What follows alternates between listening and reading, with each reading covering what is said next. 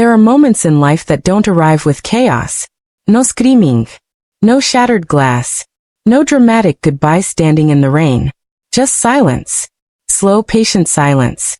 The kind that slips into a marriage quietly and stays there until two people who once shared everything begin living like strangers under the same roof. But before I tell you what happened that night, the night everything inside me finally cracked, take 1 second to subscribe to the channel. Stories like this aren't perfect fairy tales. They're raw, emotional, uncomfortable, and real.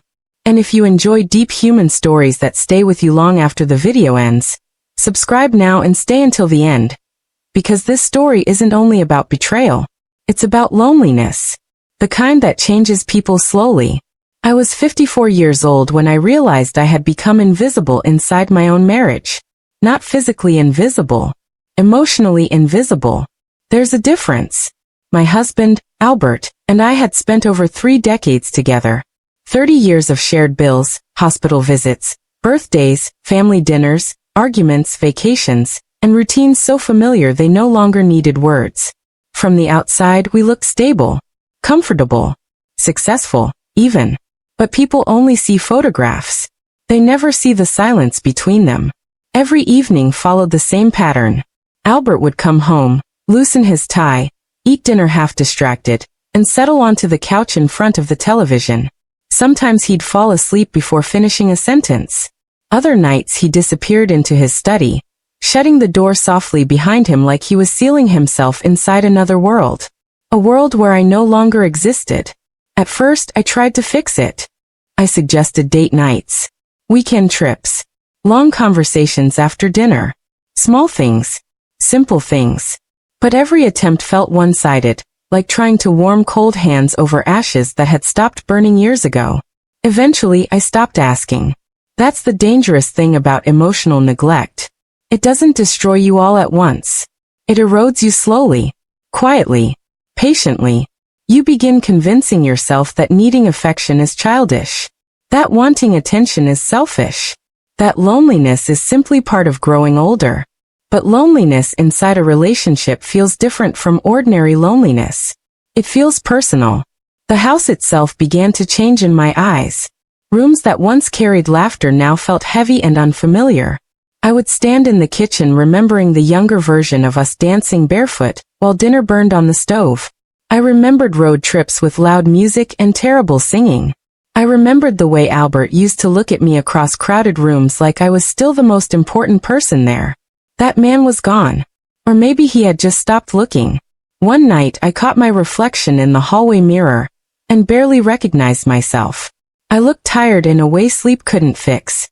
Not exhausted from work. Not exhausted from age. Exhausted from not being seen. That realization terrified me more than wrinkles ever could. Because when someone stops seeing you long enough, eventually you stop seeing yourself too.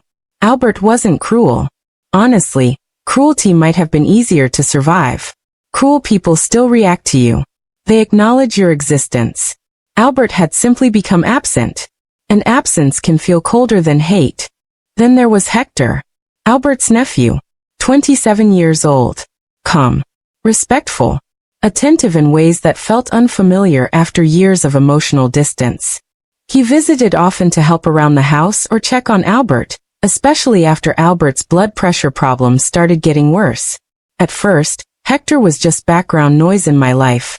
A polite young man carrying grocery bags or fixing broken shelves. But then I noticed something dangerous. He listened when I spoke. Really listened. Not distracted listening. Not polite nodding. Real attention.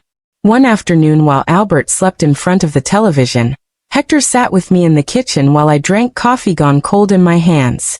"You seem tired," he said gently. Such a simple sentence. But I can't explain what hearing genuine concern did to me after years of emotional emptiness. I laughed it off. "I've fine." He looked unconvinced. "You don't have to pretend with me." That sentence stayed in my head for days. Because pretending had become my full-time job. Pretending the silence didn't hurt. Pretending my marriage was normal. Pretending I wasn't disappearing piece by piece inside my own life. After that, I became more aware of him. The way he noticed small details. The way he asked questions and actually waited for answers. The way he treated me like a person instead of another object in the house. And for the first time in years, I hated myself for noticing. I knew the line. I understood the boundary. But loneliness has a terrifying way of weakening the walls people once believed were permanent. One evening Albert barely looked up from the television while I stood in front of him talking about my doctor's appointment. Halfway through my sentence, I realized he wasn't listening at all. I stopped speaking. He didn't notice. Not immediately. Not even after several seconds. Finally he muttered, "Sorry, what did you say?" while still staring at the screen. Something inside me cracked quietly.